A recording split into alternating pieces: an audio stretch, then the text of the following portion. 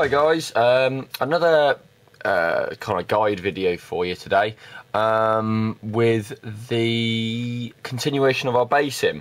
So I've done a basing video which just does you the very start of it, so you put your sand on before you actually spray the model, or at least as I say I did.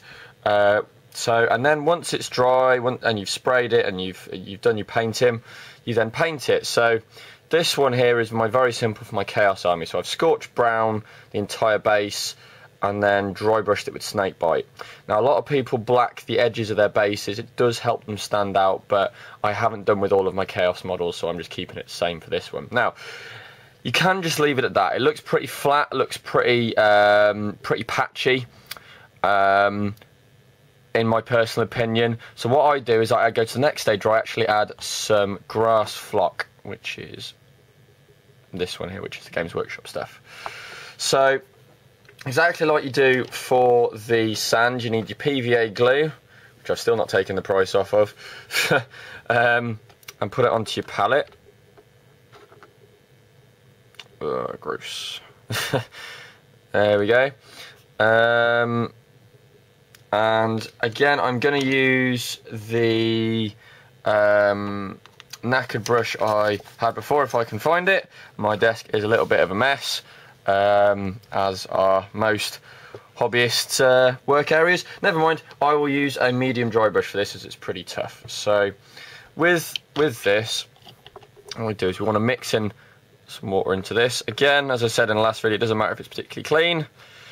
If you are doing snow flock, guys, which is the Games Workshop kind of white stuff, or wherever you've got it from, you need to make sure that both your brush and your water are clean, because being white, the flock generally will pick up any of the colours, which can be very frustrating. Also, if you're going to do snow over sand like I'm doing here, but with my grass, if you're going to do it with snow, I would paint the base in light greys or whites, because otherwise you'll see the base colour through it. Okay, so that is the mixture I've got. I'm going to get a fair wodge on the brush, and I'm going to do a few patches. So this is not doing the entire base, this is just doing something. Now, just like we did with the sand, we don't want to get any on the actual model itself. Now, you don't do kind of particularly, what's the term, identical patches everywhere. You just do a few different sizes. Sorry, I've managed to go off camera there. You can do massive ones, you can do little ones. I'm just doing several here. So literally what I've done, a few different patches there. And then what we're going to do, now I don't know if this is going to actually stand in here. It kind of does. You have to kind of shake the grass. Hopefully not all over your desk. And then just tip it back in.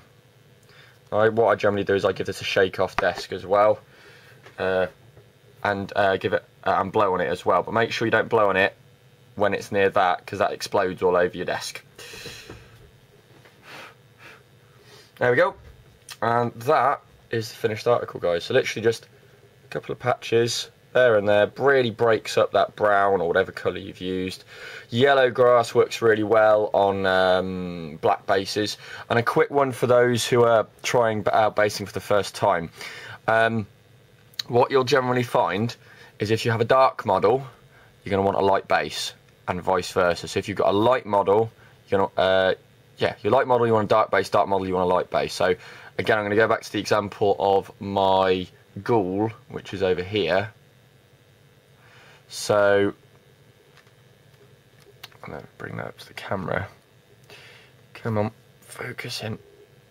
So with this, it's got quite a dark base, but with patches of white on it, which kind of show off the paleness of the ghoul. The idea is that your base will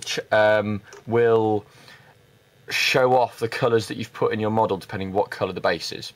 So pick carefully, try out a few different ones, and I'll do some examples of different colour bases with my ultramarines and stuff to show you how they're done.